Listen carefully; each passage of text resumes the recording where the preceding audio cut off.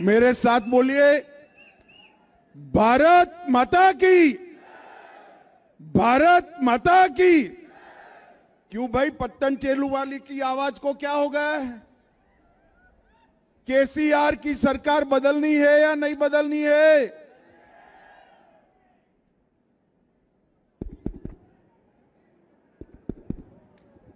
आवाज जरा बड़ी करो भाई। कहां है माइक वाले? कहां बैठे हो? आवाज बड़ी करो। केसीआर की सरकार बदलनी है या नहीं बदलनी है? मोदी जी को 24 में प्रधानमंत्री बनाना है या नहीं बनाना है? भाजपा सरकार लानी है या नहीं लानी है?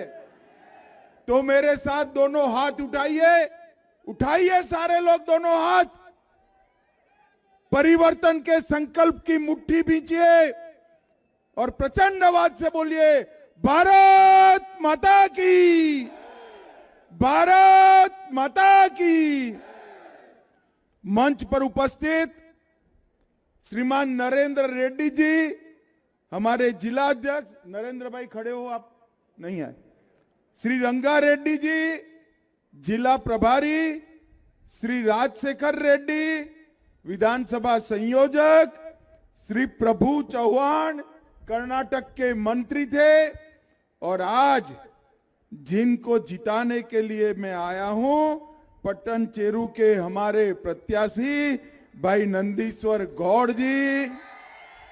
और आज ये विराट सभा में आए हुए प्यारे भाइयों बहनों माताओं और मेरे जिगर के टुकड़े जैसे युवा मित्रों, आप सभी को नमस्कार। मित्रों, समय मेरे पास कम है। हैदराबाद में अभी 2 कार्यक्रम है, मगर यहां आया हूं तब पत्तन चेरू में आए हुए पोचम्मा मंदिर और रामुलु वारी मंदिर को प्रणाम कर कर मेरी बात की मैं शुरुआत करना चाहता हूं।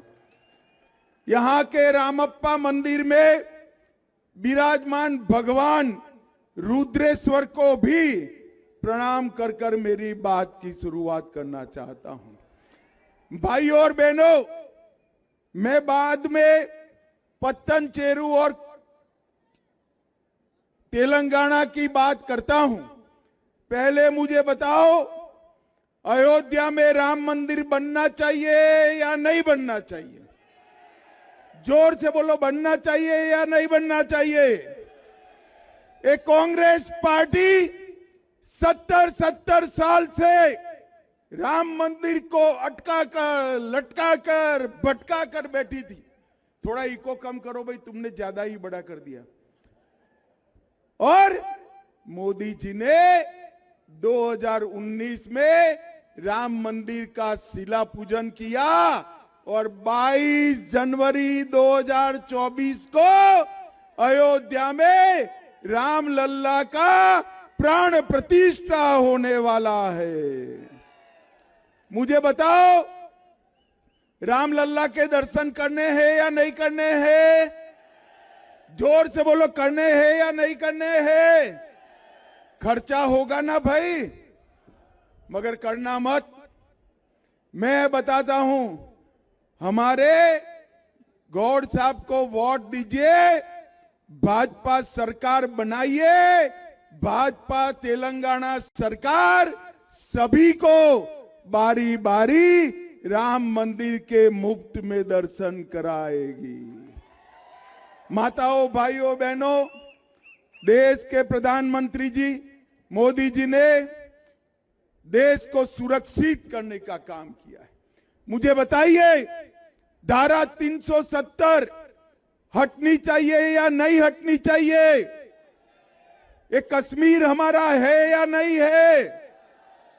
ये कांग्रेस पार्टी धारा 370 को 370 को रोक कर बैठी थी। भारतीय जनता पार्टी ने, मोदी जी ने 5 अगस्त 2019 को धारा 370 को समाप्त कर कर हमेशा के लिए कश्मीर को भारत का हिस्सा बनाने का काम कर दिया। भाइयों और बहनों, एक कांग्रेस की सरकार थी। हर रोज आलिया, मालिया, जमालिया आते थे और बम धमाके कर कर चले जाते थे। भारतीय जनता पार्टी की सरकार बनी, मोदी जी प्रधानमंत्री बने। मोदी जी ने सर्जिकल स्ट्राइक और एयर स्ट्राइक कर कर पाकिस्तान के घर में घुसकर आतंकवादियों का सफाया करने का काम मोदी जी ने किया है। माताओं, भाइयों, बहनों, केसीआर की सरकार ने इस क्षेत्र में वाटर मैनेजमेंट के नाम पर जीरो काम किया है। बारिश का पानी का निकासी नहीं किया है और केसीआर ने वादा किया था हर दलित को 3 एकड़ भूमि देंगे। उल्टा 2000 एकड़ भूमि यहां के विधायक ने जब्त कर दी है और खा गए हैं। भाई और बहनों, मुझे बताओ, केसीआर की एक कार्यवाही के साथ आप लोग हो क्या? जोर से बोलो, हो क्या? आप भारतीय जनता पार्टी को वोट दीजिए। हम फिर से एक बार यहां पर लोगों का शासन लाएंगे। केसीआर सरकार ने तेलंगाना के युवाओं को बेरोजगारी भत्ता देने का वादा किया था। आपको स्टाइपेंड मिला है क्या? मुझे लगता है समझते नहीं है, किसी को ट्रांसलेशन पे लगाना पड़ेगा। कौन करेगा? भाई, मेरी भाषा समझ में नहीं आती है, जरा मैं ट्रांसलेशन कराता हूं। सबसे पहले मैं आप लोगों से क्षमा प्रार्थी हूं कि मैं यहां खड़े रहूं ना। आप लोगों से क्षमा प्रार्थी हूं कि मैं तेलुगु नहीं बोल सकता। మీ అందరికీ క్షమాపణ చెప్తా అంటున్నాడు సారు. నాకు తెలుగు సరిగా రాదు, అందుకే హిందీలో చెప్తా ఉన్నాను. నేను ట్రాన్స్లేటర్ గా ఇప్పుడు నేను తెలుగులో చెప్తా. मित्रों, मुझे बताओ, केसीआर ने वादा किया था युवाओं को बेकारी भत्ता देंगे, 3000 रुपया दिया है क्या? మీ అందరికీ కేసీఆర్ గారు వాగ్దానం చేసిండు ఏమని? నిరుద్యోగ వృత్తి 3016 రూపాయలు ఇస్తాని చెప్పిండు. ఇచ్చిండా మీకు అని అంటా ఉన్నాడు. हमने वादा किया है 2.5 लाख लोगों को, 2,50,000 लोगों को सरकारी नौकरी ट्रांसपेरेंट तरीके से देंगे और एक भी पेपर लीक नहीं होगा। 2.5 కోట్ల ఉద్యోగాలు భారతదేశంలో ఇస్తే ఒక్క పేపర్ లీకేజ్ కూడా కాలేదు ఇక్కడ భారతదేశంలో. కానీ తెలంగాణ రాష్ట్రంలో ఈ ముఖ్యమంత్రి పేపర్ లీకేజీలు చేసి నిరుద్యోగ యువతకు కడుపు మీద మన్ను పోసినటువంటి ఘనత ఈ కేసీఆర్ గారిదని చెప్తా ఉన్నాడు సారు.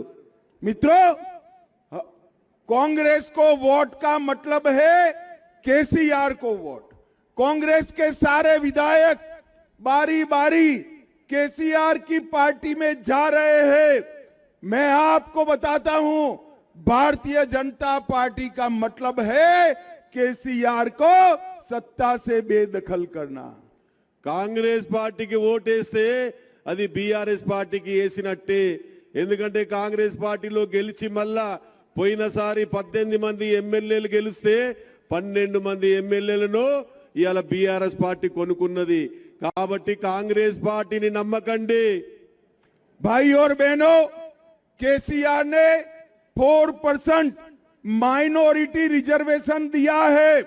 भारतीय जनता पार्टी ने तय किया है 4% माइनॉरिटी रिजर्वेशन हटाकर एसटी, एससी और ओबीसी का बैकवर्ड का रिजर्वेशन बढ़ाया जाएगा। కేసీఆర్ గారు బీఆర్ఎస్ ప్రభుత్వము 4% మైనారిటీలకు ఇచ్చింది. ఇక్కడ ఉన్నటువంటి బీసీలను, ఎస్సీలను, ఎస్టీలను తీసేసి ఇవాళ మైనారిటీలకు 4% ఇచ్చిండ్రు. మళ్ళా భారతీయ జనతా పార్టీ అధికారంలోకి మీరందరూ తీసుకొస్తే మళ్ళా 4% తీసేసి బీసీలకు, ఎస్సీలకు, ఎస్టీలకు రిజర్వేషన్ కల్పిస్తామని చెప్తా ఉన్నాడు. भाई और बहनों, हमने तय किया है कि तेलंगाना विमोचन दिन, हैदराबाद विमोचन दिन 17 सितंबर को मनाएंगे और इसको राज्य का उत्सव बनाएंगे। తెలంగాణ విమోచన దినము ఇప్పటి వరకు ఎవరు కూడా రాజాధికారంగా చెయ్యలేరు. మన అమిత్ షాజీ గారే మరి 2 సార్లు ఇక్కడ హైదరాబాద్ లో చేయించడం జరిగింది. అధికారంలోకి రాగానే 17 సెప్టెంబర్ 17 సెప్టెంబరు అధికారికంగా తెలంగాణ విమోచన దినము జరిపిస్తానని ప్రమాణం చేస్తా ఉన్నారు. ये तेलंगाना में टीआरएस का चुनाव चिन्ह कार है। ఈ తెలంగాణలో టిఆర్ఎస్ పార్టీకి ఓట్లేసే అడిగే హక్కు లేదు. मगर उसका स्टीयरिंग ओवैसी के पास है। టిఆర్ఎస్ పార్టీ వాళ్ళ కార్ స్టీరింగ్ ఎవరి దగ్గర ఉన్నదంటే ఎంఐఎం పార్టీ చేతిలో ఉన్నది. हम तेलंगाना को ओवैसी के कब्जे से मुक्त कराएंगे। తెలంగాణ ప్రజలారా, 4 కోట్ల ప్రజలారా, ఇవాళ బీఆర్ఎస్ పార్టీ చేతిలో ఉన్నటువంటి ఎంఐఎం పార్టీని మేము ముక్తు చేయిస్తాం. అంటే మీ చాలా చేతుల కబంధాల నుంచి విడిపించే ప్రయత్నం చేస్తామని చెప్పి చెప్తా ఉన్నారు. मित्रों, हमने तय किया है कि हमारा आने वाला मुख्यमंत्री बैकवर्ड क्लास से होगा।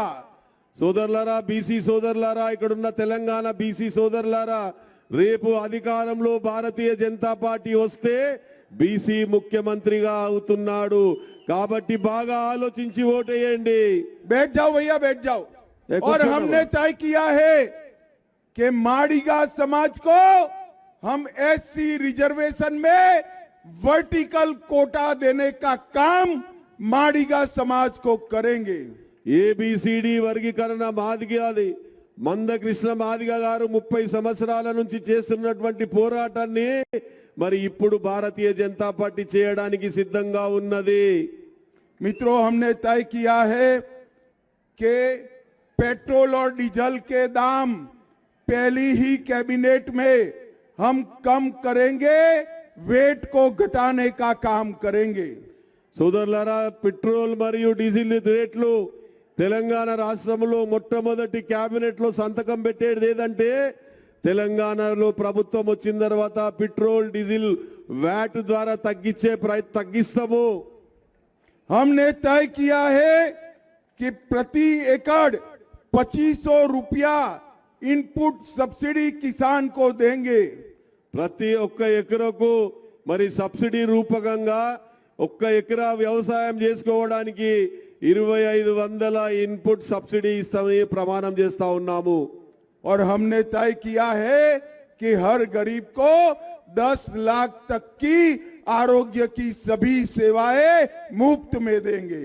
సోదరులారా, సోదరిమణులారా, ఇవాళ మీ ఆరోగ్యం పాడైతే 10 లక్షల రూపాయల వరకు ఇన్సూరెన్స్ లైఫ్, మీరు ఏ హాస్పిటల్ పోయినా 10 లక్షల వరకు మీకు ట్రీట్మెంట్ ఫ్రీగా చేయించే బాధ్యత భారతీయ జనతా పార్టీది. भाई और बहनों, एक और हजारों करोड़ का घपला, घोटाला, भ्रष्टाचार करने वाली केसीआर सरकार है और दूसरी ओर चंद्रयान को चंद्रमा पर पहुंचाने वाले नरेंद्र मोदी सरकार है।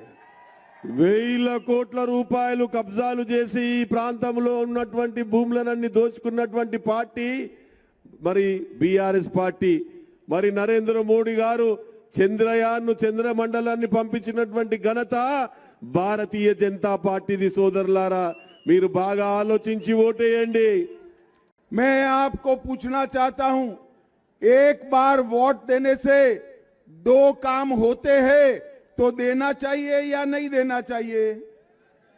एक बार वोट देने से ఏక్ బార్ ఒక్కసారి ఓటేస్తే మీకు 2 పనులు అవుతాయి ఇక్కడ.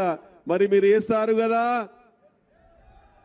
देखिए, आपका एक वोट हमारे प्रत्याशी को एमएलए भी बनाएगा और 24 में मोदी जी को प्रधानमंत्री भी बनाएगा। ఒక ఓటు నాకు వేసి ఎమ్మెల్యేగా గెలిపించమంటుండు, ఇంకొక ఓటు నరేంద్ర మోడీ గారికి వేసి ప్రధానమంత్రి చేయమంటుండు. సోదరులారా, మీకు శిరసు వంచి నమస్కరిస్తా ఉన్నాను. तो आप बताओ, 30 तारीख को कमल के निशान पर बटन दबाएंगे? 30వ जोर से बोलिए, दबाएंगे? श्री गौड़ को एमएलए बनाएंगे, भाजपा सरकार बनाएंगे, 24 में नरेंद्र मोदी जी को प्रधानमंत्री बनाएंगे। तो मेरे साथ दोनों हाथ उठाइए, उठाइए दोनों हाथ, विजय के संकल्प की मुट्ठी बींचिए और प्रचंड आवाज से बोलिए, भारत माता की, भारत माता की, वंदे वंदे वंदे।